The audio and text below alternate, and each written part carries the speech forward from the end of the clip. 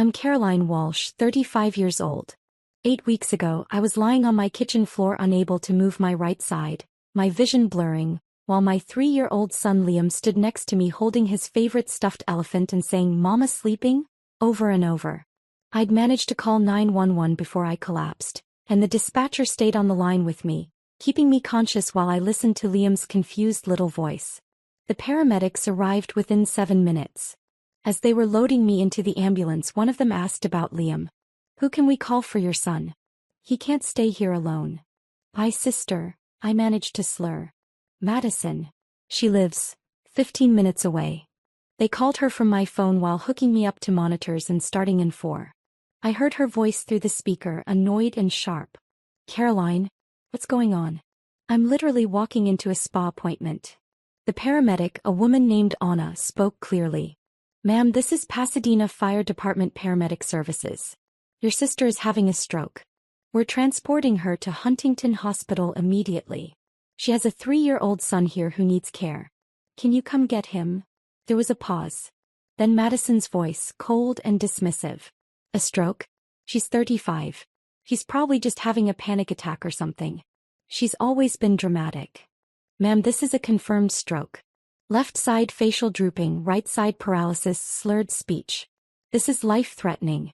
Your nephew needs someone now." "Look, I can't. Liam is autistic. He's too much work.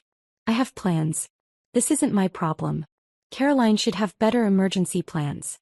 Call her ex-husband or a babysitter or something." Anna's face went hard.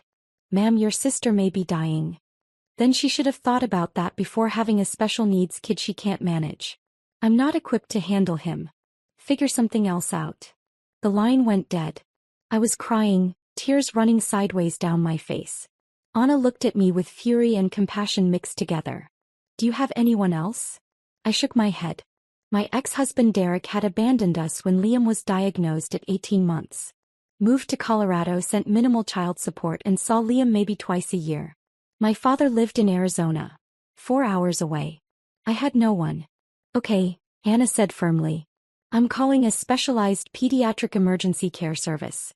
They handle special needs children. Your son will be safe. You focus on staying with us."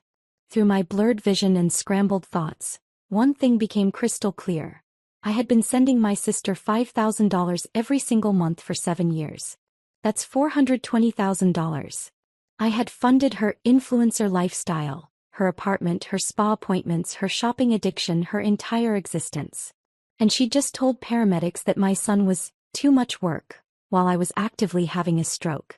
Before I tell you what happened when my father found out, if this story is resonating with you, I'd appreciate a like and subscribe. But only if you're genuinely connecting with it. Now let me tell you how I ended up funding my sister's Instagram perfect life while she couldn't be bothered to help when my life was falling apart. Madison and I used to be close. Growing up, she was the fun one. Beautiful, charismatic, always the center of attention. I was the responsible one. Good grades, steady job, predictable life. Our mother died when I was 19 and Madison was 16, and I sort of became her parent. I helped her through high school, helped her apply to colleges, helped her move into her dorm. After college, Madison decided she wanted to be an influencer. She was beautiful enough. Tall, blonde, photogenic. She started an Instagram focused on luxury lifestyle, and quickly gained followers. The problem was that she had no actual income to support the lifestyle she was posting about. That's where I came in. I was 28, working as a pharmacist making $125,000 a year, married to Derek and pregnant with Liam. Madison called me crying one night. She was about to be evicted from her apartment. She needed $3,000 immediately. I sent it. Then she needed money for content creation. A new camera, a new laptop, photo editing software. I sent it. Then she needed help with her car payment, her credit cards, her lifestyle expenses. Before I knew it, I was sending her $5,000 every month. She told me it was temporary, just until she made it big as an influencer. That was 7 years ago. She never made it big. She had about 47,000 followers. Enough to get occasional free products, not enough to actually make a living. But she kept up the appearance of luxury. Designer clothes that I paid for. Fancy restaurants that I paid for. A 1-bedroom apartment in West Hollywood that I paid for. A leased BMW that I paid for. Her entire life was a performance funded by me while she posted things like, blessed and grateful for this abundant life sparkles #selfmade #bossbabe #living my truth. When Liam was born, Madison came to the hospital for 20 minutes, took a few photos holding him for Instagram, #anti-life #family first, and left. When Liam was diagnosed with autism at 18 months, she said, "That's rough. Let me know if you need anything," and then never asked about him again. When Derek left us because he couldn't handle raising a disabled kid, Madison's response was a text, "Men are trash. You're better off without him. Want to get drinks this weekend?" I never got drinks with her. I was too busy with therapy appointments, occupational therapy, speech therapy, behavioral therapy. Liam had intensive needs, he was nonverbal, had sensory processing issues, and needed constant supervision. I was a single mother working full-time and managing 15 therapy appointments per week. Madison visited maybe 4 times in 3 years. Each time she'd stay for an hour, get overwhelmed when Liam had a meltdown and leave saying, "I don't know how you do it. He's so intense." But she never once offered to help. Never offered to watch him so I could sleep or shower or just breathe.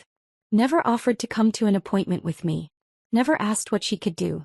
She just kept cashing my checks and posting #selfcare content about bubble baths and yoga retreats.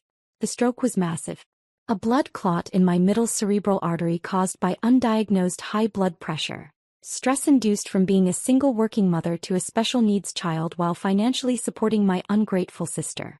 I was in surgery for 6 hours while they removed the clot. The specialized care service Anna called found a woman named Teresa who was trained in special needs care. She got to my house within 30 minutes, met Liam and stayed with him for 4 days until my father could drive up from Arizona. The bill for specialized emergency care came to $6,240. Worth every penny to know Liam was safe and cared for by someone who actually understood his needs. Madison didn't call the hospital. Didn't text. Didn't check on Liam. Nothing. On day 3, from my hospital bed with partial paralysis on my right side and my speech still slurred, I opened my banking app with my left hand and canceled the automatic transfer. 7 years of payments, stopped in 30 seconds. My father arrived on day 4. Dad was 67, a retired high school principal, widowed for 16 years, living quietly in Tucson. He'd always been close with both of us, never played favorites. When he walked into my hospital room and saw me, half my face still slightly drooped, struggling to speak clearly, my right arm in a brace, he started crying. "Caroline," he whispered. "My girl. What happened?" I told him everything. About the stroke, about calling Madison, about her refusal to help, about her dismissing Liam as too much work. About Teresa, the specialized care worker who'd been a stranger but had saved us. My father's face went through several emotions: shock, disbelief, rage. "Madison said that? While you were having a stroke?" I nodded, starting to cry. "She said he wasn't her problem, Dad. She said I should have better emergency plans. Like I planned to have a stroke at 35. Where is she now?" "I don't know. She hasn't called." My father pulled out his phone and called her right there. She answered on the 4th ring. "Hey Dad. What's up? What's up?" My father's voice was shaking with suppressed fury. "Your sister had a major stroke 4 days ago. She's in the hospital, partially paralyzed. Where are you?" "Oh. Yeah, I heard about that. How is she? How is she?" "Madison, you were called to help with Liam during the emergency. You refused. You told paramedics your nephew was too much work." There was a pause. "Dad, you don't understand. Liam is really difficult. He has meltdowns and special needs. I'm not trained for that. It's not fair to expect me to drop everything. You were at a spa appointment. So, I had plans. Caroline should have backup childcare arranged. This isn't on me." I watched my father's face turn red. "Get to this hospital. Now." "Dad, I'm busy." "Madison Louise Walsh, you get to Huntington Hospital in the next hour or I swear to God I will drive to your apartment and drag you here myself. Now." He hung up. Looked at me. "I'm sorry. I'm so sorry, I didn't see how she'd become. It's not your fault. I enabled her to. After your mother died, I let you take care of her because you were so good at it. I should have made her grow up. I should have made her responsible. Instead, I let her become this. This person who thinks spa appointments are more important than family emergencies. Madison showed up 2 hours later, dressed like she was going to brunch. Designer sundress, perfect makeup, expensive sunglasses. She walked into my hospital room like she was doing us a favor by showing up. "Hey Caro. Wow, you look rough. How are you feeling?" Before I could answer, my father stood up. "Sit down, Madison. Now." Something in his tone made her actually obey. She sat in the chair by the window looking nervous. "Do you understand what happened to your sister?" Dad asked. "She had a stroke." "I know. It's scary, but she's going to be fine, right?" "She almost died," Dad said flatly. "She was on the floor of her kitchen unable to move while your 3-year-old nephew stood next to her confused and scared. The paramedics called you to help with Liam. You refused. You called your autistic nephew, too much work, and said he wasn't your problem. I was just being honest. You were being selfish." Dad's voice rose. "You were being the most selfish, entitled, ungrateful person I've ever seen. Your sister almost died and you couldn't be inconvenienced for one afternoon. Dad, you don't understand what it's like with Liam. He's not like regular kids. I spent 4 days with him." Dad shouted.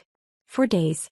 Your 67-year-old father with a bad hip and no special training figured it out in 4 days.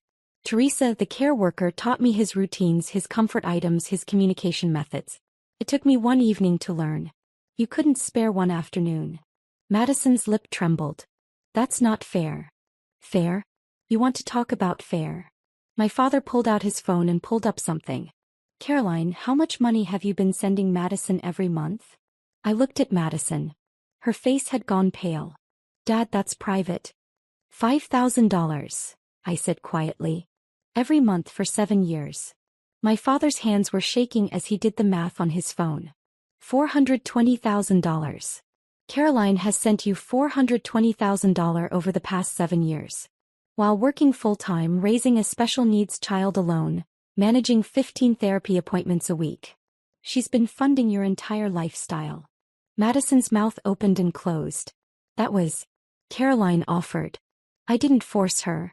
"You told her it was temporary." Dad's voice cracked. "You said it was just until you made it as an influencer. 7 years later, you're still living off your sister while posting about being #selfmade and #blessed. Where do you think that money came from, Madison?" I thought Caroline was doing well financially.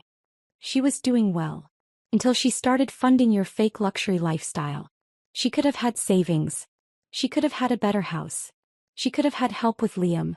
Instead, she was paying for your BMW and your designer purses and your spa appointments while she struggled alone. Tears were running down Madison's face now. "I didn't know it was that hard for her." "Because you never asked." I spoke up, my words still slightly slurred but clear enough. "You never once asked how I was managing. You never asked about Liam's appointments. You never offered to help. You just took my money and pretended your life was perfect while mine was falling apart." "Caroline, I'm sorry. You told paramedics my son wasn't your problem," I said, and my voice broke. "While I was having a stroke. While I thought I might die and leave Liam alone. You said he was too much work. He's 3 years old, Madison. He's your nephew. And he was too much work for you to handle for 1 afternoon while your sister was dying." Madison was crying hard now. I panicked. I didn't know what to do. "So you did nothing," Dad said coldly. "You chose a spa appointment over your sister's life. You chose your convenience over your nephew's safety. And you know what Caroline did? She hired specialized care from the ambulance while actively having a stroke. She made sure Liam was safe even while she was paralyzed. She's more of a parent while dying than you've ever been while healthy. I know I messed up." "You didn't mess up. You showed who you are. And who you are is someone who takes $420,000 from her sister and can't give back 1 afternoon when it matters most." My father stood up and walked to the window, his back to both of us. When he spoke again, his voice was quiet and broken. "Your mother would be ashamed of you." Madison gasped like she'd been slapped. "Dad. She would be. Your mother was the most giving person I ever knew. She would have dropped everything for family. She would have been at this hospital the second she heard. And she would look at what you've become. This selfish, self-absorbed person who values spa appointments over human lives. And she would be heartbroken." "Please don't say that," Madison sobbed. I spent 16 years telling you girls that your mother's legacy was love and family. Caroline lived it. She gave everything to everyone, including you. You spit on it. You spit on your mother's memory, your sister's sacrifices, and your nephew's needs. All for what? Instagram likes? Free makeup samples? A fake lifestyle you can't actually afford. The room was silent except for Madison's crying. The money is stopped, I said quietly. I canceled the transfers. You're on your own now. Madison's head snapped up. What? Caroline, you can't. I can. I did. I almost died, Madison. I'm facing months of physical therapy. I don't know if I'll fully recover. I have a son who needs me and medical bills and therapy costs, and I can't do this anymore. I can't fund your life when you couldn't even help with mine. But my apartment, my car, my... Figure it out, Dad said harshly. Get a real job. Live within your means. Grow up. You're 32 years old and you've never actually supported yourself. It's time. Dad, please. No. I'm done too. I've been sending you $800 a month for emergencies that never seem to end. That stops today. You want to live your luxury lifestyle? Earn it yourself. Actually be the hashtag self-made person you pretend to be online. Madison looked between us, panicked. You're both cutting me off? How am I supposed to live? The way everyone else does, I said. You work. You budget. You live below your means until you can afford better. You stop pretending and start being real. But I'll lose everything. My apartment, my car. Good, Dad said. Maybe losing everything will teach you what actually matters. Because clearly having everything handed to you taught you nothing. Madison left the hospital that night. She didn't say goodbye to me. Didn't ask about my recovery. Didn't ask about Liam.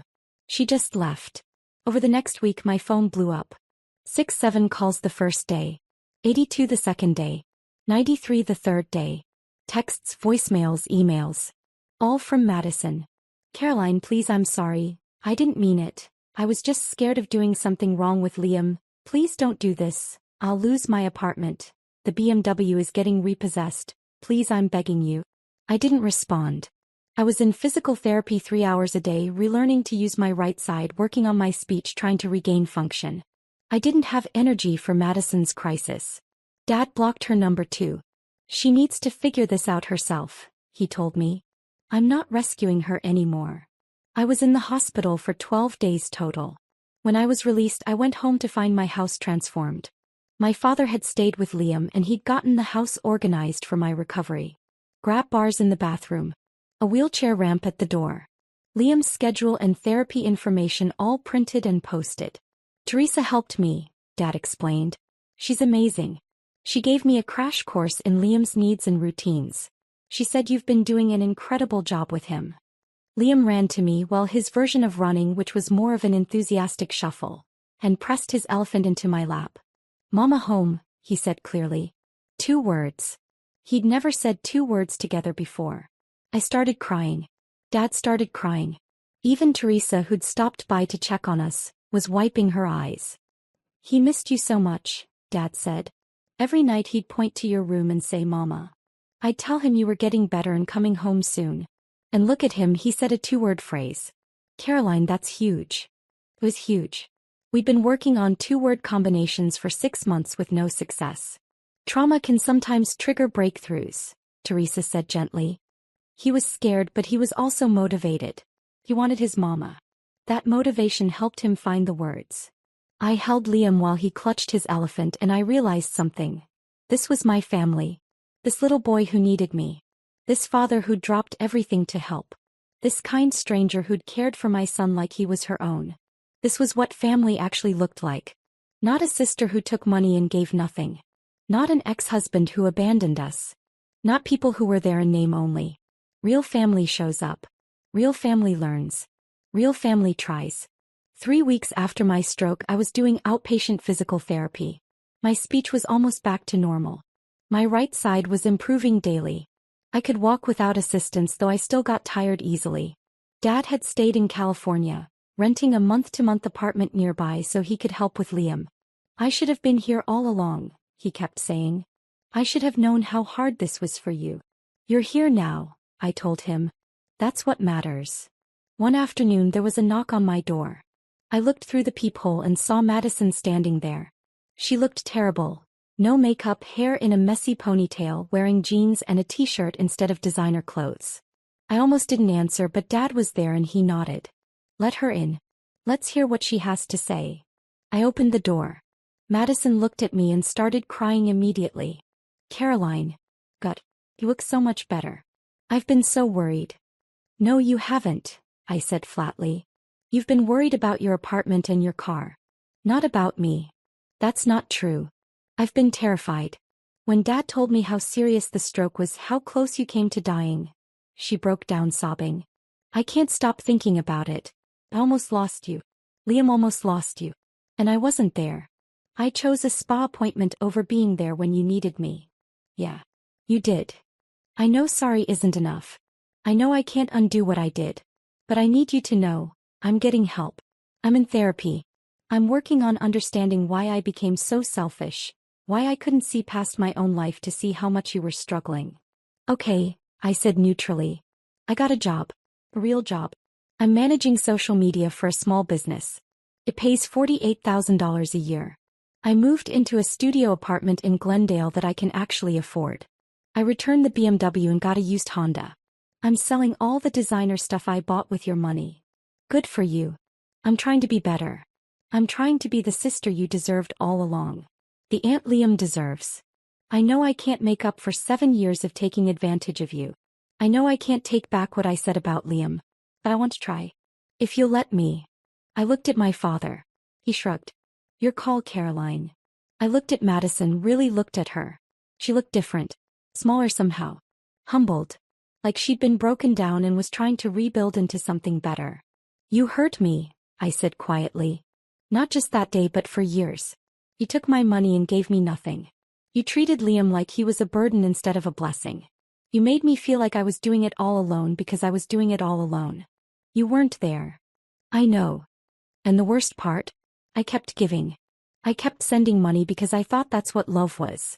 I thought if I just gave enough, you'd eventually care about me the way I cared about you. But you never did. I did care. I just showed it terribly. I showed it by taking and taking because it was easier than actually being present. Why? I asked. Why couldn't you just be there for me? Madison sat down heavily on my couch. Because being there meant acknowledging how hard your life was. And if I acknowledged that, I'd have to acknowledge that I was part of what made it hard. I'd have to face that I was taking money you needed for Liam's therapies. That I was taking money you could have used to make your life easier. It was easier to pretend everything was fine, that you were doing great, that my taking wasn't hurting you. It was hurting me. Every month. Every time I had to choose between Liam's needs and sending you money, I chose you. Every time. I know. God, Caroline, I know. And I hate myself for it. Dad spoke up quietly. Hating yourself doesn't help, Caroline. Changed behavior helps, Caroline. You're right. Madison wiped her eyes. I want to help with Liam. Actually help. I want to learn his routines, his needs, his communication methods. I want to be an aunt he can count on. But I understand if you don't trust me. I understand if you never want to see me again. I looked at Liam, who was playing with his blocks across the room, completely oblivious to the adult drama. He deserved an aunt who loved him. He deserved family. Here's what's going to happen, I said slowly. You're going to come to one of Liam's therapy sessions with me. You're going to learn what autism actually means, what his needs are, how to support him. You're going to see what my daily life actually looks like. Yes. I'll do that. Then you're going to start coming over once a week. For an hour. You're going to spend time with Liam while I supervise. You're going to learn how to be with him, how to help him, how to be actually useful. I can do that. And if you flake, if you cancel, if you show up late, if you act like it's too much work, we're done. Forever. I will block you from my life completely and you will never see Liam again. One chance, Madison. That's all you get. I won't flake. I promise. Promises are worthless. Show me. Show up. Do the work. Be the person you should have been all along. That was 5 weeks ago. Since then, Madison has shown up every single week. She's been to 3 of Liam's therapy sessions. She's learned his schedule, his comfort items, his triggers. She's getting better at being with him. Last week, she watched him for 2 hours while I went to a doctor's appointment. When I came home, they were playing together. She'd learned one of his games and he was actually engaged with her. It was the first time I'd seen them connect. "He's amazing," she said when I walked in. "I can't believe I missed 3 years of getting to know him." "You can't get those years back," I said. "But you can be here now." "I want to be. I really do." My recovery is ongoing. I've regained about 85% function in my right side. My speech is back to normal. I'm working reduced hours at the pharmacy, and Dad has decided to move to California permanently to help with Liam. "I should have been here years ago," he keeps saying. "I should have seen how much you were carrying alone. You're here now. That's what counts." The $5,000 I'm no longer sending to Madison goes to Liam's therapy fund and my medical bills. I'm saving for the first time in 7 years. I bought Liam new sensory toys. I hired Teresa as a regular respite care provider so I can have breaks. I'm building an actual support system instead of just being a support system for everyone else. Madison's transformation hasn't been perfect.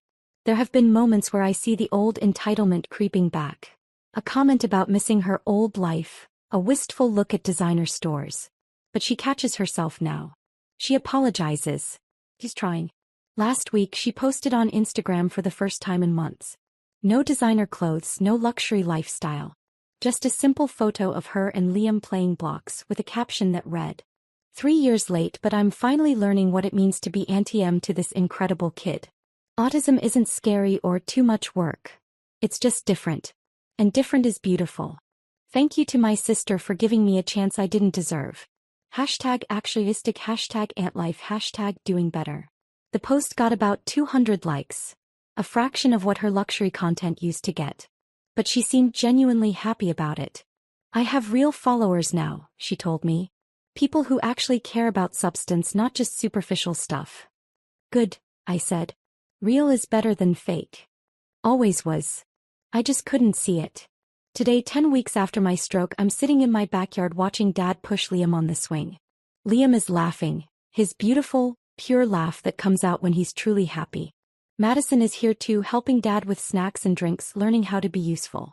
It's not the family I thought I'd have. It's smaller. It's been broken and rebuilt. It's imperfect. But it's real. People show up. People try. People learn. My father pulled me aside yesterday and said something I'll never forget. "Your mother used to say that real family isn't about perfection. It's about showing up when it's hard." Madison finally learned that lesson. It cost her everything she thought mattered to learn it. But she learned. "Do you think she'll stick with it?" I asked. "I think she's scared enough of losing you again that she'll try. And trying is all we can ask." He's right. Madison will never get back those 7 years. She'll never erase what she said about Liam. She'll never undo the pain she caused. But she's here now. Learning. Trying. Showing up. And maybe that's enough. Maybe that has to be enough. Here's what I've learned through all of this. You can give everything to people who give nothing back, but eventually your body will force you to stop. Mine forced me to stop by literally shutting down. The stroke was my body saying, enough. Cutting off toxic family isn't always permanent if they're willing to change. But the key is willing. Madison had to lose everything to become willing. Some people never get there. I spent $420,000 trying to support my sister while she couldn't support me for one afternoon. That math didn't work. That relationship didn't work. Now I spend that money on my son, my recovery, and my life.